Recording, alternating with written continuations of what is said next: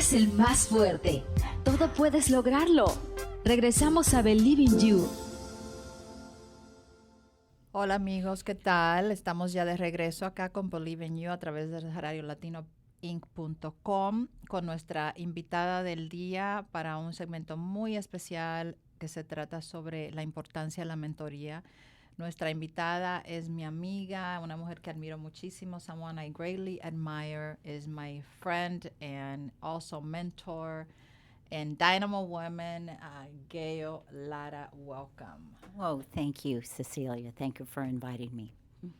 Well, Gail, you know that you and I have been in the trenches talking, doing, pulling, and definitely and pushing, pulling and pushing when it comes to women in business and mentorship. And today's topic is so critical. It's something that not only I practice, you practice, but I'm around it every day and I greatly enjoy. And I think that when I thought about this topic, I said, who is the epitome of that particular subject in this town? And I think you are, because you also have a program that I want you to share with the public. What is the name of it and how was that born? The Women's Collaborative Mentoring Program came out of what I see in need. After working with all of the different business development programs, I still saw a high failure rate for women in business. And a lot of that came from Cecilia giving up on themselves. And I really have been studying that and saying, why are women stopping right when they're close to achieving? And in researching it more and more, it's not that there aren't the supports in place, but maybe they're in place in the wrong sequence, or they just need the mindset piece as well as the business piece. So when you say that they were like almost ready to launch, because I've been there and then I've stopped. You stop. Now, what are some of the reasons that you can mention why women stop? They absolutely are many times their own obstacle, because they reach a point and there's this fear that sets in, and actually it's fear of success. Yes. It's a fear that sets in of, I'm not worthy. It's a fear that sets in of, there's all of these questions that come up in their mind, and they need to stop thinking like that and focus on what they want. So is the what if? Absolutely. Absolutely. What if I fail? What if I succeed? What if I'm not good enough? Right. And what are the other what ifs? Right. Well, the Women's Collaborative Mentoring Program recognizes that it takes more than just business development, business essentials, and marketing. It takes the mindset piece, which is confidence builder, and it takes the personal development. You and I both have met so many women that spend hours, weeks, days behind their computer nonstop doing it alone. Yes. It is time to reach out to your mentors, reach out to your community. How can we collaborate and work together? And this is what the exciting part I see women changing and doing. And let's hold that thought for a moment. But let's talk about Gail. Mm-hmm. What was Gail like growing up, and where did you grow up? I am an original Valley girl, first graduating class at Kennedy High. And at 19, I made this decision to move to Hawaii to go to college. And I ended up staying for 25 years. So my 3 kids were born and raised there. And I worked many of those years, the majority of them, in retail. I was a buyer for the major retailer there. So I traveled off the island quite a bit to New York, Chicago, Dallas, LA, and back. Was that fascinating for you? It was. Yes? It was fun. I mean, back then retail was king, and today it's totally changed. It's all online. So that whole market is changing just as everything else is. And how did you balance that line of work, traveling? Were you still single, or were you a mom? I was a single mom with 3 kids. Wow. My youngest had high-functioning Asperger's. So that's why whenever I meet a lot of women, then, I can't because I'm a mom. I can't because you can. You just need to balance it out with your time, and you have to segregate that time into buckets. So here's my me time, here's my family time, here's my business time. And when you're able to separate it and look at your goals and set those really solid, take a look at your schedule and say, what on my schedule is helping me get to my goals? This is how you start building the program that you want, and you control it instead of it controls you. Where did you find that discipline? Was it something that you had in you? Did you have mentors at the time, guide? I mean, who were the people that sort of showed you that this is the way that you're going to be able to accomplish everything you want to achieve? It was my mentors, definitely. For 5 years, I work with all the different business development programs. But for 5 years, I did have a monthly mentoring meeting for women in business. And each month, I had a platform for different topics and different women to come in, whether it be a panel or a workshop. And I learned as much from all of that. So we brought in time management experts. We brought in, and so a lot of that was my own, reaching out to mentors and learning from them. But was this happening in Hawaii while you were doing this, or this was something that came after? No, this was something that came after I returned from Hawaii. I came back 15 years ago and started doing my own business back then. Okay, so that wasn't even that long, considering the time that you spent in Hawaii raising your 3 children by yourself. Right. And you said that at the time you were very structured, and everyone that I see that is successful, successful CEOs, successful athletes, they have had some type of guide in their life, mentors, like I know my father did, aside from his mindset, because he has an extraordinary strong mindset and determination. Right. And I mean, people that are like that, they're born with that. Right. And some can acquire it later. Yes. Through definitely, going through experiences and, Right. and obstacles, overcoming obstacles. But I think that, like in your particular case, what I want women to I'm trying to dig in is, where did you find that determination or that vision that you knew that you had to be organized? Because that's not the reality for many. Many a times, like in my case, there are days that I'm crying. Mm-hmm. I'm overwhelmed. I'm exhausted. And that's the case for many women. Mm-hmm. And one day everything seems like everything is just smooth sailing. And then the next day is like chaos. When you get as old as I am, though, nothing's such a big deal. It's all just, hey, handle it. Just do it. Absolutely. But yes. No, I think the strength came from my mom. We come from a strong family of women. And my mom started a new career, going back to school in her 50s. So today she's 86. She exercises 3 times a week. She's always been a role model. See, so there you go. That was you started, you inherited. Yes. It's like by osmosis, a lot of those things. You Yes. either accept them, embrace them, or you don't. Right. But it's good, because a lot of young individuals these days that went through, unfortunately, the market crash, 2008, 2009, they saw a lot of unfortunate events happening in the country from the 9/11 that came after. That was the aftermath of that. Right. And the fact that corporations were cutting back.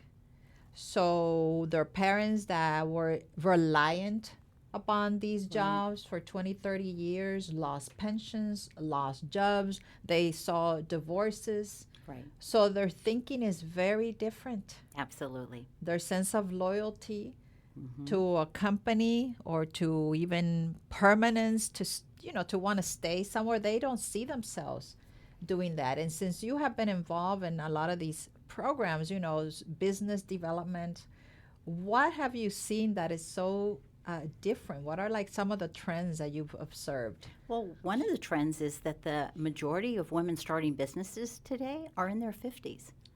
Interesting. So and then later the years. next one goes over into the 20s to 30s. And that middle group are the ones that are taking over the jobs that the baby boomers left, because they said, hey, I'm not going to be doing this still. Right. This new tech, this new this. and they left. So the middle group is stretched being super mom and taking over a job that, is from the baby boomers. So I do see the trend in that, and these and the baby boomers, they're starting businesses because they're not ready to retire, but they're starting a business, and you need to look at where they're going to be in 5 years, right, with that business, ready for retirement. So many will maybe sell the business, or they'll be ready to pass it on to their kids or something like that. But we are living in exciting times for entrepreneurs. Yes. And agree. they learn different. That's why too in the training industry, I'm looking at right now we're training this traditional way we used to in classrooms, in workshops, but the millennials, I yes. love it. They It's pick up their online. phone, they press 4 buttons. I'm in business. Uh-huh. Okay, so it's totally different, And I realize that the training today in 5 years will be totally different. Yes. So we've got to keep an eye on what our clients need and how can we best serve them.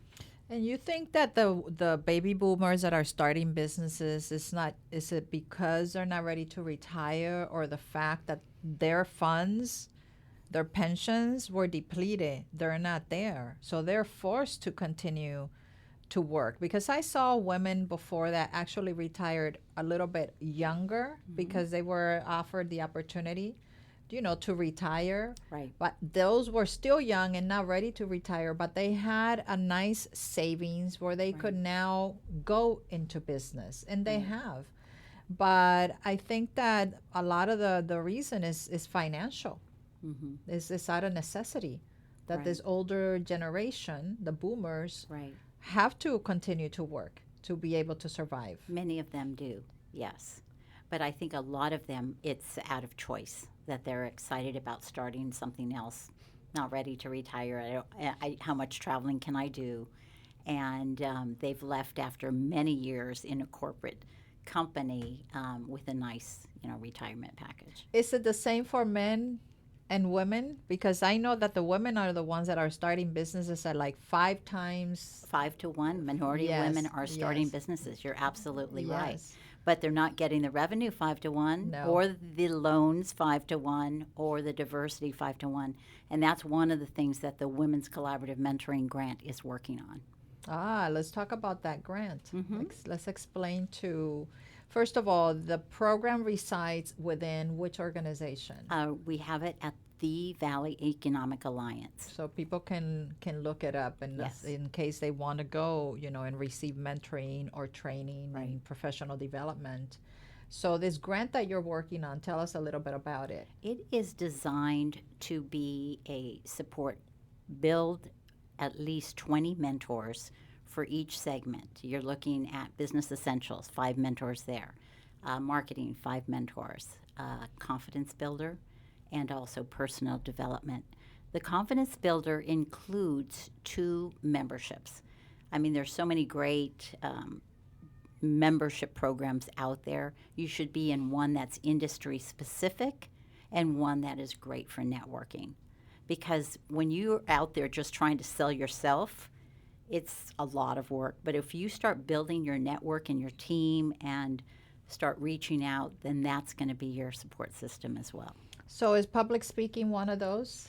Oh, absolutely. I think like join a Toastmasters, join groups such as that, or create your own. I like a program called Speaking Your Business, which is something we did, just gathering women together and practicing their pitch, practicing what they need to do. Because if you go networking and people come up to you after and go, "What was it you do?"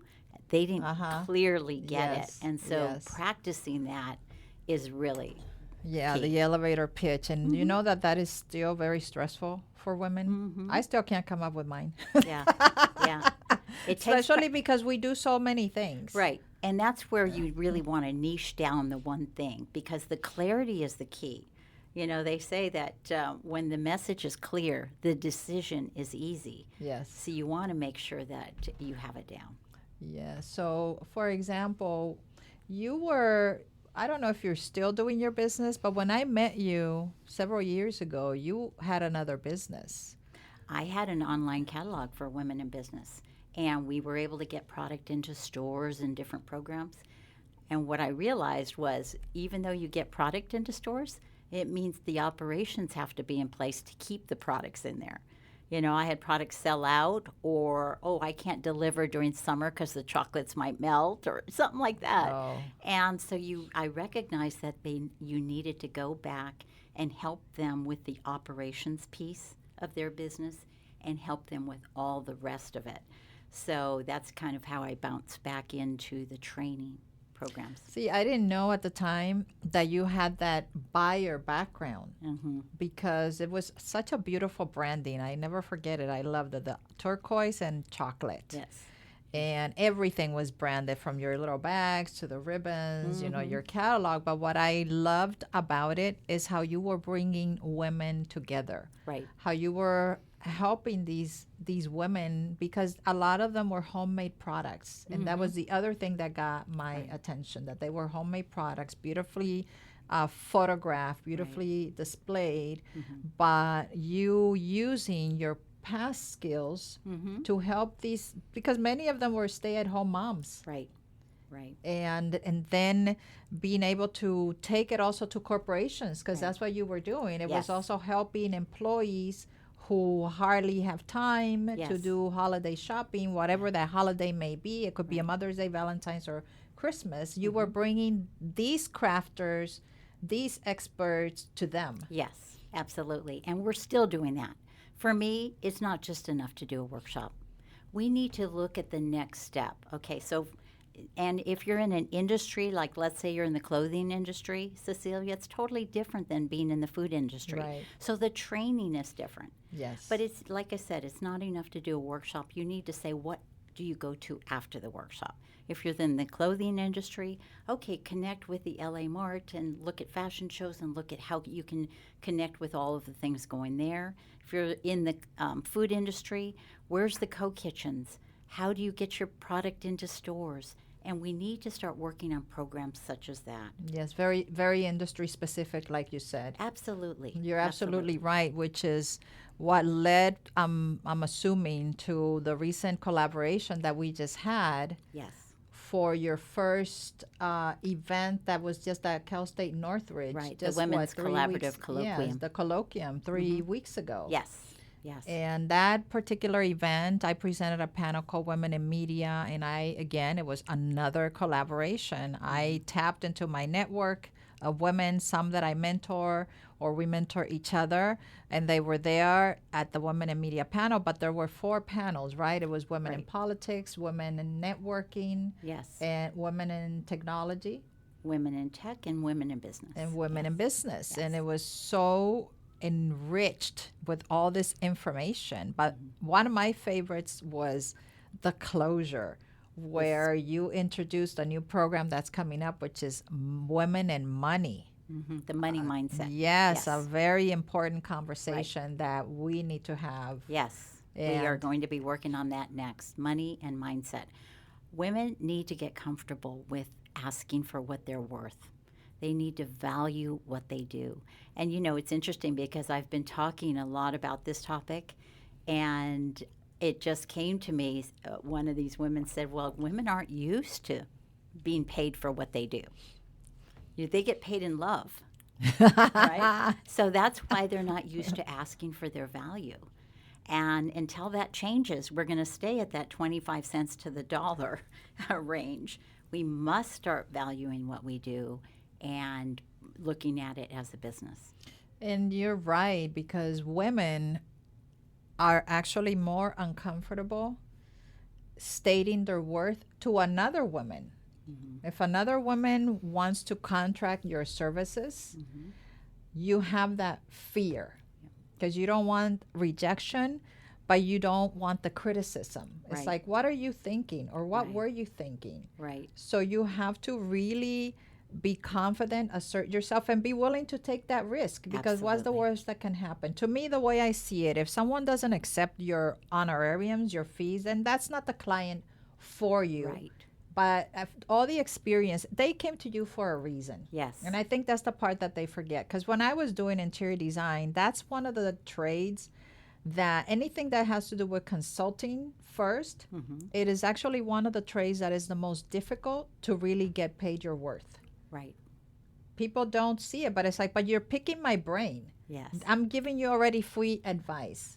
You've already seen, let's say if we go to social media, it's like you've already seen what I'm sharing or I have to say about something or my participation in a particular event or workshop. Right. Right there, I'm exerting, my authority. Yes. But yet you don't want to pay for it. Right. And that's still like that threshold that we still need to, that conversation also with other women. Right. It's like, don't abuse it because every single person has responsibilities to meet. Yes. It was interesting at the colloquium at the end when I did an assessment of really what women were talking about, starting from our first panel, which was the women in politics. I love the way that the women just got up there, and this is me. We try to be so perfect at everything before we start it or finish it. And so it was just, this is me. We do the best we can, and let's stop tearing each other down. Yes. This was a very clear message that we need to start coming together, helping one another, supporting, and hiring. Yes. How many of you Women have a hire business and have paid the women as much as you hire? Yes. Right. How many men have you Yes. hired and paid? So you've really got to look at that. And I started doing a study on it myself. And I recognize that for some reason we hire more men and pay them more. That's true. Well, men don't take the crap. They don't.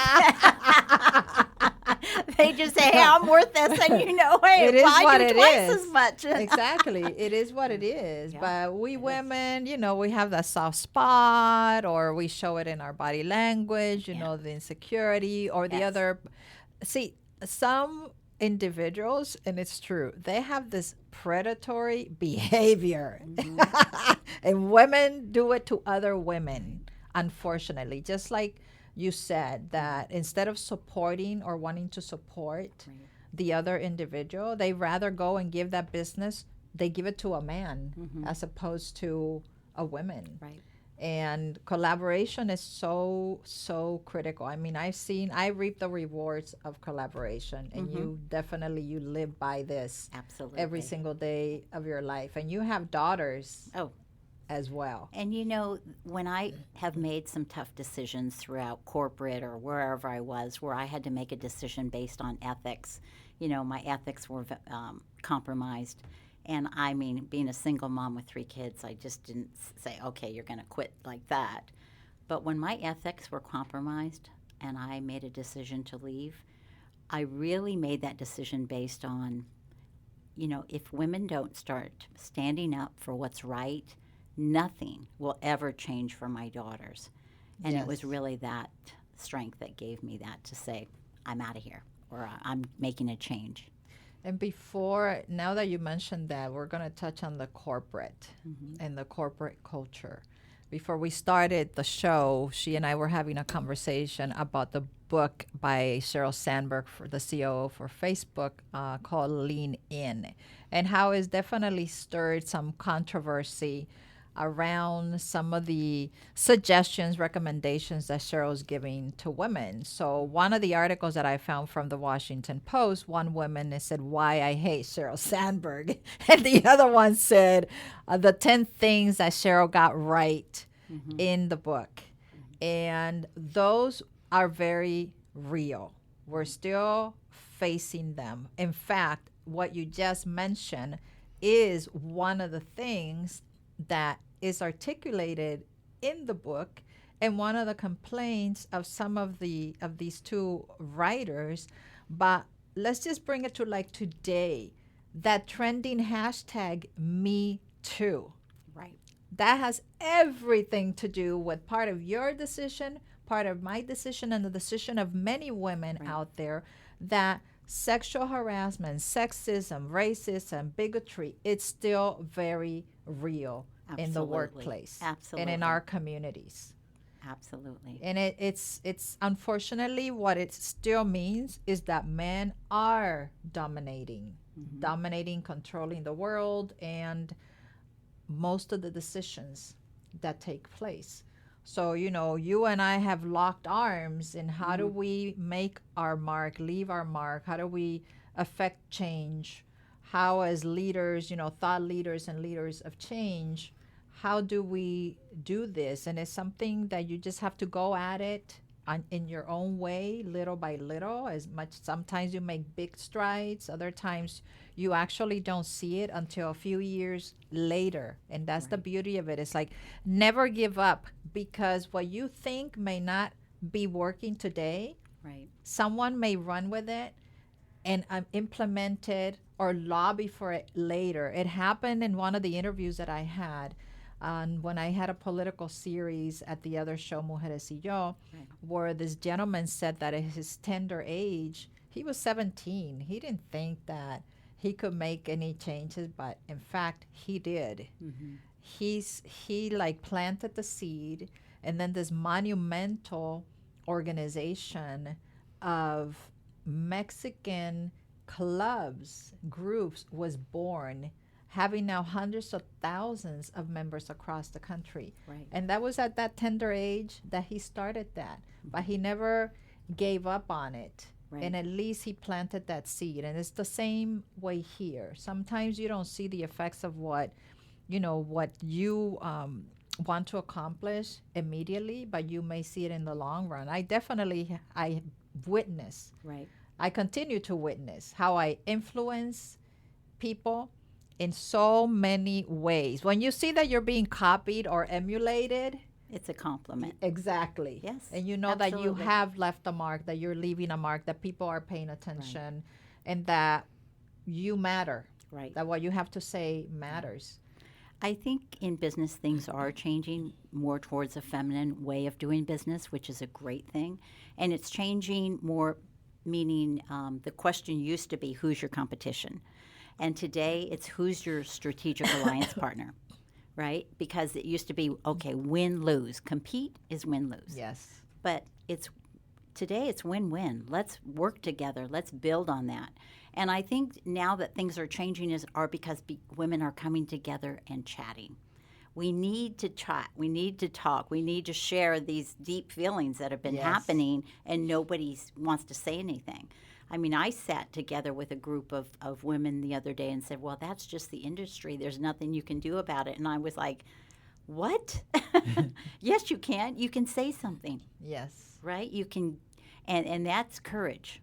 It takes courage. You know what? It's time. To have those deep conversations, you're absolutely right. Mm-hmm. Because I think that some of it is the cultural taboos. Mm-hmm. That's what holds also, especially the Latina women, Mm-hmm. from speaking out. They may be experiencing oppression, domestic abuse at home, and they say nothing. And when they do say something, they're criticized by their own families. Right. It's like you don't talk about those things publicly. You don't tell anyone about it. Right. So you're absolutely right that these conversations are taking place. And I have to say that for good or bad, social media is playing a huge part on changing Right. many conversations. Absolutely. Because no longer can companies also take advantage, poison us, Right. all of these things that have been happening behind the scenes before the existence of the internet. Now Yes. social media has amplified that. So Right. nothing is hidden under the sun. People That's have a right. voice. And you have a profile, you have a presence on social media, and you definitely use your freedom of speech Absolutely. to put it out there. So people, I think, are more careful, and the ones that have been wanting to have those conversations are clapping. Yes, they are. They are Yes. sharing and they're clapping and they're finding strength in numbers. Yes. You know, when we came together for the march, the Women's March earlier, and I watched how many women come together. They all had their own signs, everything from, dump Trump to peace. But the one thing I witnessed was the women came together for each other. They were there for each other to hear, listen, and what can I do? Yes. And so we are very ready to start building programs together. We need to come together and have a strategy of what are we going to do to take care of this problem? Because when we're able to take care of that, it's also going to take care of this and this. You know, right now, Cecilia, we have so many different programs. Everybody's doing their own thing, and it's great. But when we come together and we have a strategy, we're going to be doing more than just put a Band-Aid on things. We're Yes. going to be working together to really build what we need to. And you know that before this interview, the previous segment is a new collaboration. My mentee, Nicole Ortiz, has her own segment, and the topic today was collaboration because she knew that you were coming on board. And I said the overarching topic of the day is about mentorship. And she was one that she admitted that she was resistant. I met Nicole almost a year ago, and she was very isolated. And isolation is a real thing for solopreneurs, you know, women that work from home, as well as for women, especially Latina women, in the corporate place. So when she's like, wow, collaboration is huge for her, but it's not something that she was receptive to. And a lot of times the reason why we are not receptive to it is because of the backstabbing and because of the lack of collaboration in the past, or the fact that people want to trample. You open a door, and next thing you know, it's like they push you aside and they go and they take relationships. So those are the type of things that make women resistant to collaboration. It's the fact that there is no loyalty on the side of many women. They still have to learn and understand what collaboration really means. To me, it's like a sisterhood. There is a trust there. Yes. You know, like in mentoring, when someone comes to you or you open yourself up to that, the first thing is that they trust you enough to allow you to enter into their lives, and enough to also, it's like, say it like it is. Right. But it's not a one-way street, because again, one of the things that we were talking about that Cheryl was advising in her book is looking for mentors that are your seniors and your juniors. Absolutely. Because now we have a generation that is very tech savvy, and the baby boomers may not necessarily be tech savvy. That's right. So it's like you said, these are exciting times, and this is like a cross. There's like a crossroads of multiple generations alive at the same time, and to me, it's fascinating that we're there, because it's like you can learn from so many. Absolutely. I mean, the millennials, whenever I'm saying to women, okay, you need tech, just hire a 10-year-old. I mean, they're just so quick and so fast, and, you know, all of that. But again, reach out to those areas where you're just not very good at. And for mentors, I mean, they come in all shapes and sizes, men, women. They come higher than you. They come below you. You learn from your mentees, actually. And so, and it doesn't always have to be a formal one-on-one setting. It could be somebody you haven't even met, and you just admire, and you're following what they're doing. So mentorship and leadership, I think, go hand in hand. And women need to start understanding that they are leaders. And it's time for us to bring our leadership skills to the table. Very important. That was like my opening quote today. It was about leadership and how, you know, that makes sure that during what you bring when you're present stays there while you're absent. Absolutely. And that's when you're a leader. Yes. Is that you bring up other leaders. And that you're right. Women recognize that they're all leaders. Let's just start with the fact that you're a leader of your home. Right. You're leaders. We're all leaders. And I think that they feel sometimes that they need to like get that validation from the outside.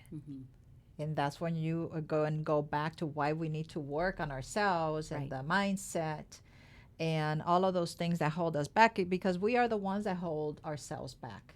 It is. But a lot of that, you know, also comes from the way you were raised. It's breaking. Don't brag. Just be in the background. Yes. It's the way we were raised, and you know, your environment. Like yesterday, I read a quote that said that when you're gonna date a man, make sure that you find out about his his childhood, his upbringing, because it said that it's very different when a man was raised in survival mode. And I thought, you know what? That is so Wow. true. Yes, if they were raised in survival mode, and sometimes children are bounced around between the parent, grandparent, or many of them are raised, by the grandparent. Right. There's something in the eventually that happens. There's a sense of feeling of abandonment that takes place, and that happens equally to women, and that greatly affects our self-esteem. Absolutely. And that's why having a holistic approach to helping women is so necessary. You just can't go straight and pretend like I'm going to give you all these business tools and she's going to be successful. Right. Not if It you're isn't not enough. working the internal. That's it's not right. enough. It isn't Yes. enough. And that's why it's so key to have the business essentials and marketing along with confidence builder and personal development. In the personal development, we see so many women burn out because they're trying to do it all themselves. And that's why it's so key to take care of you, health-wise, well-being-wise, and also, your outside, as well. Yes, the family balance is a challenge. There's no secret sauce. You have to make it work for you. The one thing I can say is that seek support. Build your village. Right. Because for me to be able to do it, it takes a village. It's taken my family, my parents, my neighbors. Like my son, for example, he went to spend the weekend with his father in Mexico. Right. And now he's independent and old enough to take the train. He took his bicycle so that he could also ride Rosarito, whatever, Ensenada. And when he called me this morning and he switched the schedule, he told me he was going to arrive in the afternoon. And he's like, I arrived like a little after 12. I said, I'm barely finishing my show. I said, take an Uber. So that's how even technology nowadays, that sharing economy, which is, I find it fascinating, has been a game changer. It is. Oh, Uber is definitely a game changer. I mean, for business even, you can deliver a pizza. You Yes. deliver your products. It's just huge. So taking advantage of all that technology and the conveniences that are out there for us working women is a must. It's Yes. something that Yes. we have to. It's like this weekend I had 4 girls plus my daughter visiting. So I had a full house, and that kept my hands full. Yes. And I let them do their thing. I was at least responsible for just let's order out. My middle daughter just showed up out of the blue, surprised me yesterday. And I was like, oh, you're at the airport? Where did she come from? Yosemite. And this is my daughter that did the PCT trail with her, started with her fiance and ended with her husband. They got married on the trail in Mammoth. Wow. And that's a 6-month trail. They did it for 6 months? 6 months. Wow. I know. So she's a nature lover. She's a nature lover and a rock climber and everything else. She was the one that in her 3rd semester at college said to me, Mom, I'm taking the fall semester off to do a bike trip across America. Her and 3 friends. Wow. I know. An adventurous She is spirit. So adventurous. what's her field of work? She is, they were living in Yosemite and she was doing the events at the Awani and now the Majestic. But I think she's just deciding what they're going to do. They really love nature. They really love living out there. So I think. Well, you know what? Today technology affords you to be, what do they call them? That traveling nomads or Yeah. something like that? Yeah, technology nomads. I see this a lot now that they are traveling the world and they're making a living Yes. just by using their laptop. Oh my gosh, we were able to track them every 10 minutes. And so you could see where they were on the map. Every 10 minutes there was a tracker. And so it was like, wow, look at them. They passed this, they passed that. And with that, I want to leave women with a sense of great hope that it doesn't matter what age, what stage you're at, just by listening to your daughter's story, that you can live your dreams, that you can make it happen, that you Absolutely. can reach out and you're going to get more yes than no's. Mm-hmm. And that men are also there to Yes, support us. they are. It's not just the women. There are some we actually could not even do it without them, Mm-hmm. because even in the household, to be able to really live out those dreams, you need the support of that partner Right. to share the responsibilities of parenting. But that you can do it, because there's so many tools nowadays that there's no excuse. That's true. Yes. Absolutely. Yes. Again, stop standing in your way, ladies. You can do this. You Yes. have this. Yes, yes. And Gail, closing thoughts. Closing thoughts, it's our time. Women are coming together. Amazing women like you, Cecilia, are standing up and building leadership and helping one another. It's a very exciting time, and I appreciate that I can be here and be part of it. Well, thank you, Gail. As you can see, it wasn't that bad. Gail was asking me for notes before, and I said, "What questions?" And I said, "No, it's a conversation. It's a conversation that she and I have been having, for many years." And I think that even in that, I've had to acquire my own style of interviewing, because I had another friend that told me, it's like, "What? You don't have all of these things written down?" I said, "I do my research. A lot of it is in my head, because a lot of it is also from our Right. own It personal comes from- experience." And when you have that passion and that drive, you want to help, Right. it just comes naturally to you. And radio is something that I definitely have embraced, and I love it, because when we talk about collaboration, it gives me this opportunity to expose people like you, Right. to edify them, to raise them, and to share their work with the world, so that others can benefit from the work, of women like Gail. So thank you so much, Gail, for accompanying here today, and for Absolutely. saying My yes pleasure. for what you do, everything that you do for women, and all of those other women behind you that show up. We show up for you, and I love that. And gracias por acompañarnos. Thank you for being with us today on another segment of Believe in You on radiolatinoinc.com. See you next Monday.